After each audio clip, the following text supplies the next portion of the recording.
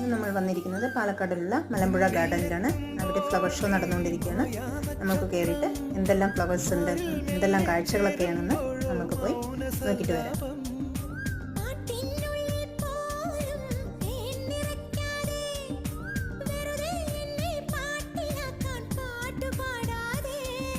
വെറുമൊരു പാട്ടല്ല, പ്രേമം പനിനീർ കുളിരല്ല, കളിച്ചിരിയല്ല, കളിവാക്കല്ല, കടലോളം സ്നേഹം.